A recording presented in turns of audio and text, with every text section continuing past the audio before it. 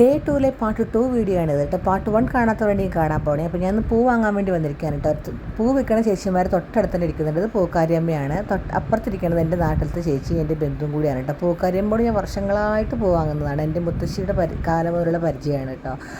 ഇവരാണെന്നുണ്ടെങ്കിൽ 2 കൊല്ലമായിട്ടാണ് പൂ വിൽക്കാൻ പറയണത്. അപ്പോൾ ഞാൻ പൂക്കാരിയമ്മോട് വെച്ചപ്പോൾ അവിടെ കെട്ടിയ പൂവില്ല. അപ്പോൾ ഞാൻ മടിച്ചതുകൊണ്ട് തന്നെ ഞാൻ എൻ്റെ നാട്ടുകാർ ചേച്ചിട്ട് പൂ കെട്ടിയത് വാങ്ങിയിട്ട് വന്നു കേട്ടോ. വന്നതിന് ശേഷം ഞാൻ കോലങ്ങൾ ഇട്ടുകൊണ്ടിരിക്കുകയാണ്. തൊട്ട് മുന്നെയാണ് അമ്പലം, അതുകൊണ്ട് തന്നെ നല്ല വൈബാണ്. അലങ്കാരങ്ങളും കാണാൻ പറ്റും. അതുപോലെ ഇടയ്ക്കിടയ്ക്കുള്ള അനൗൺസ്മെൻറ്റ് കേൾക്കുമ്പോൾ എനിക്ക് പ്രത്യേക ഫീൽ വരാറുണ്ട് കേട്ടോ, ആ ഒരു ഫെസ്റ്റിവലിൻ്റെ. അപ്പോൾ ഞാൻ നാളേക്കുള്ള സദ്യക്കുള്ള പച്ചക്കറികളൊക്കെ അരിഞ്ഞുകൊണ്ടിരിക്കുകയാണ്. പിന്നെ അഗ്നികുണ്ഡത്തിൽ ഇടാൻ വേണ്ടി നാളികേരം കുട്ടികളെ ചുറ്റിയിട്ട് അമ്പലത്തിൽ പോവാണ്. അമ്പലത്തിൽ പോയപ്പോൾ തന്നെ കുറച്ച് വൈകിപ്പോയി. അതുകൊണ്ട് തന്നെ അഗ്നികുണ്ഡം കനൽ ചാടാൻ വേണ്ടിയിട്ട് നാളെ കരകം എടുക്കുന്നവരും കോമരങ്ങളൊക്കെ കനൽ ചാടാൻ വേണ്ടി അഗ്നികുണ്ഡം തയ്യാറായി കഴിഞ്ഞു.